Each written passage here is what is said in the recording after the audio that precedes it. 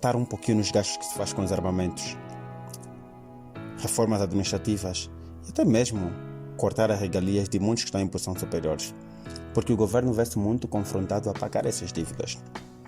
E a outra questão, o que acontece é, visto que o governo tem a tendência de pagar a maioria das suas dívidas que estão no exterior, que tal tentar reduzir a maioria dessas dívidas? Ou seja, simplesmente focar no que é necessário.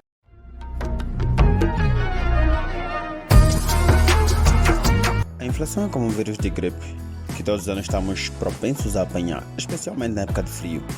De modo similar, é inevitável estar exposto à inflação anual. Os bancos centrais preveem uma meta de inflação anual de 2%, mas infelizmente o nosso país não tem conseguido controlar isso. E não só o nosso país, assim como vários países como o Zimbábue e até a Venezuela. E se notamos, uma das informações que foi fornecida pelo BNA deste ano, a inflação acumulada de outubro de 2022 é de 11,95% e teve uma variação anual de inflação de 16,68%. Ainda estamos muito distante da meta anual aceitável de inflação num país.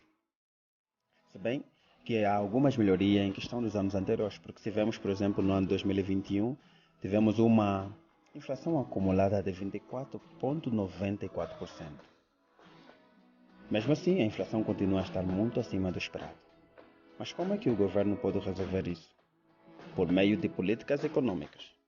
Essas políticas podem ser políticas fiscais, monetárias e cambiais.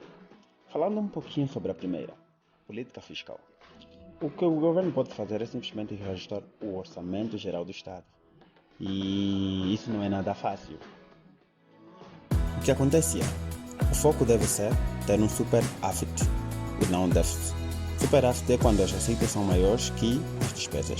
Já um déficit é quando as despesas são maiores que as receitas. Para recuperar isso, o governo pode fazer algumas reformas, aumentando receitas públicas e aumentando os tributos.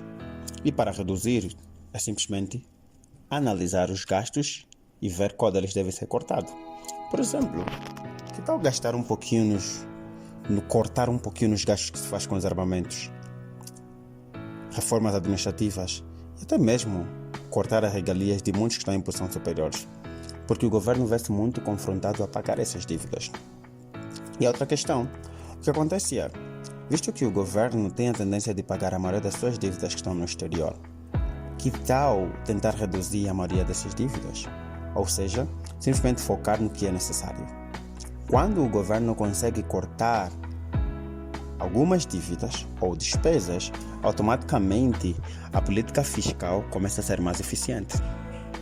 Falando um pouquinho sobre a segunda política, a política monetária. É uma medida muito adotada para controlar a quantidade da moeda em circulação, pois ela está diretamente ligada à inflação. Os bancos centrais, ou o BNA, é responsável dessa política. O que é que eles fazem? Adotam por políticas restritivas. Pode ser, por exemplo, aumentar a taxa de juros e vender títulos públicos. A alta taxa de juros fará com que as famílias passem a emprestar menos e a poupar mais. Veja o que acontece. Visto que os bancos vão dar uma taxa de juros muito alta para quem está a poupar, as pessoas vão preferir deixar o seu dinheiro no banco para obterem mais rendimentos. E de modo diferente, eles não vão querer emprestar, porque sabem que vão ter que pagar uma taxa muito alta pelo empréstimo. E assim, a economia fica mais ativa, de modo que haverá menos moedas em circulação e automaticamente o gráfico de inflação vai para baixo. O governo também pode fazer é vender títulos públicos. Títulos públicos é nada menos do que simplesmente um papel com subscrição. E em troca o governo vai adquirir o dinheiro das pessoas. O governo vai reduzir o valor que as pessoas teriam em mão para comprar as coisas. E elas conseguirão fazer o controle das moedas que vão estar em mão por meio dos bancos. A outra política pode ser a política cambial. Esta está relativamente ligada com a troca de moedas. O governo pode controlar a oferta da moeda nacional e a moeda internacional. Vamos falar especificamente sobre a moeda estrangeira. O governo pode criar a estratégia de que haja mais investimento para que a oferta de moeda estrangeira no país seja alta, como euro, dólares em rands. O que acontece pode permitir que o país esteja aberto para novos investidores que vêm de fora. Mas há uma outra política que pode ser subdividida nessa política cambial. O que poderia fazer o governo deve melhorar o seu produto interno. Visto que Angola é um país que tem muita matéria-prima, que se melhorassem as matérias-primas e essa passasse a ser vendida no exterior, automaticamente o valor do Kwanza poderia aumentar.